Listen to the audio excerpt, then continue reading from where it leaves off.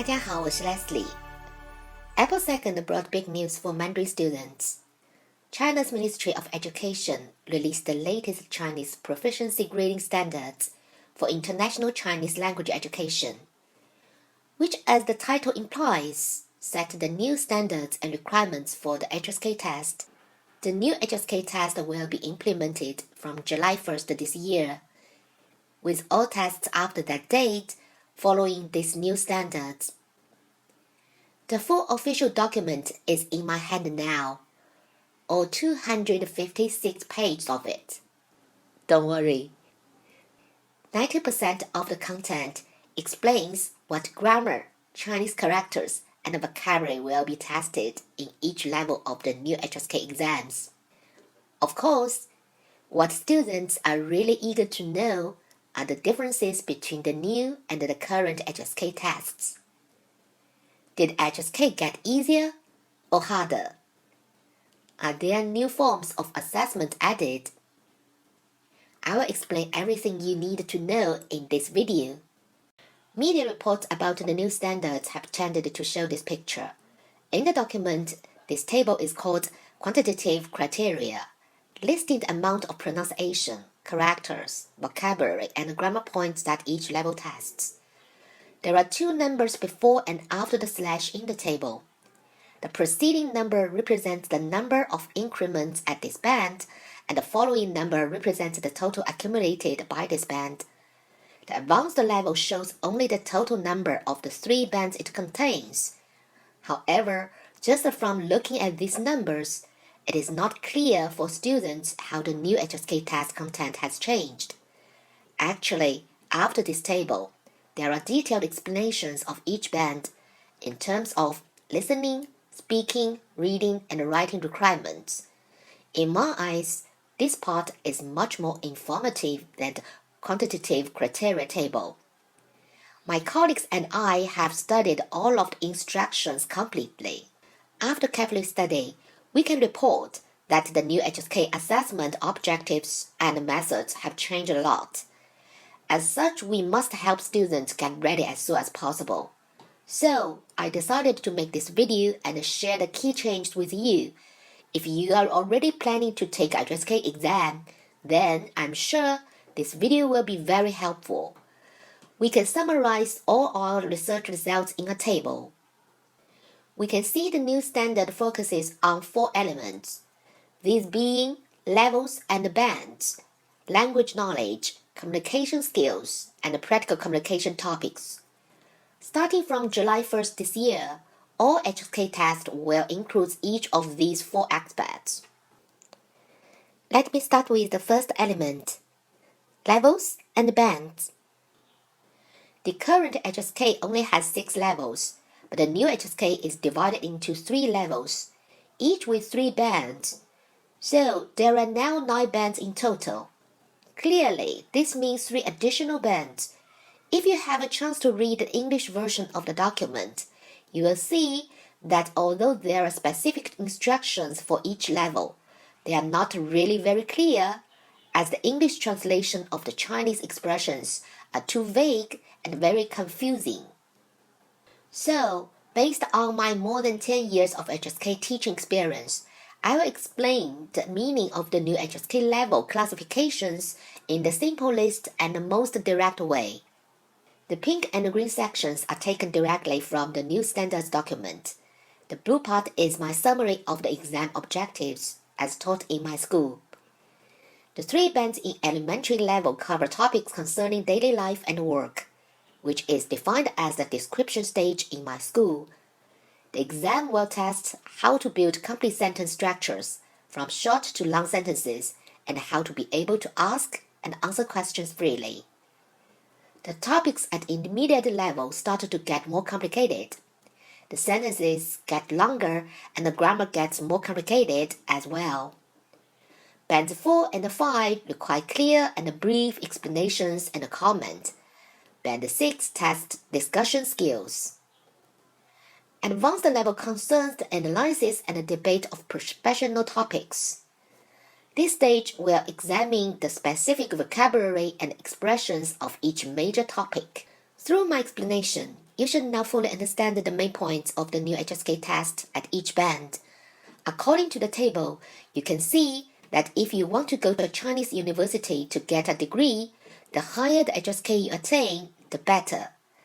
That said, from my experience, bands 4 or 5 are fine if you simply want to manage your daily life and work communication freely in Chinese. Now, let's move to the second element, the language knowledge new HSK tests. In terms of content, the new HSK language knowledge is almost the same as the current one, including phonetics, Chinese characters, vocabulary, and grammar. But with 3 more levels, there are a lot more content. So, let's compare the requirements of the new and the current HSK. The table clearly shows that in the new HSK, the scope of the test has increased in the areas of Chinese characters and vocabulary. And particularly for levels 1 and 2, you can see the tests have become more demanding. The addition of more Chinese characters directly affects reading and writing. The vocabulary increase will affect the listening, reading, and writing. In addition, the current HSK levels 1 and 2 both have Chinese characters and pinyin. However, the new HSK may not have pinyin. So, it will be much more difficult to pass levels 1 and 2. I say may not because the Department of Education has yet to release a sample exam paper. So, it is not yet clear whether level 1 or 2 will retain pinyin. I will let you know as soon as I get the official sample exam paper of new HSK. This is the third element, communication skills. This part tests the ability to actually communicate in Chinese, covering different situational topics. This is the part that has changed the most. The new HSK adds a translation test. This test has never been used before. So far, Chinese teaching has always emphasized that direct translation between a student's mother tongue and Chinese must be abandoned. I have always felt that this goes against a learner's instinct. So, in my own Chinese school, almost all classes at all levels emphasize English and Chinese translation exercises. This method has worked very well in accelerating my students' Chinese study. It is really quite a coincidence. In my last video, I explained why students in my school quickly improve their oral expression ability by practicing Chinese and English translation regularly. As such, my students will be very happy to hear that the new HSK has a translation component, as they are easily able to adapt to the differences in sentence structure between Chinese and English. Don't worry, if you watch my last video, you can also understand how to use knowledge of the differences between Chinese and English logic to improve your own speaking and translation ability. The fourth element explained in the new HSK standards is the practical communication topics. The new HSK places great emphasis on learners' practical ability to communicate in Chinese on different topics in different contexts. In the past, the HSK was divided into 2 kinds of tests. A written test, which most students favored, taken as a traditional paper exam or on a computer, and an oral test, which tests the practical spoken communication skills. Currently, an HSK test score refers to the written exam, as most people do not know about the second oral one. In the video I posted recently, I said, I have seen many students with good scores in their HSK test have very poor oral Chinese. This demonstrates that the current HSK test really doesn't fully reflect the students' actual communication ability, despite the fact that this is actually the most important thing for students. Although the Ministry of Education has not announced the format of the new HSK oral test, according to the description in this official document, I feel that the 2 tests may be merged just like the IELTS test.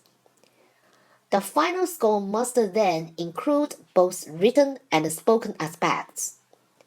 This change will greatly affect the way people study Mandarin.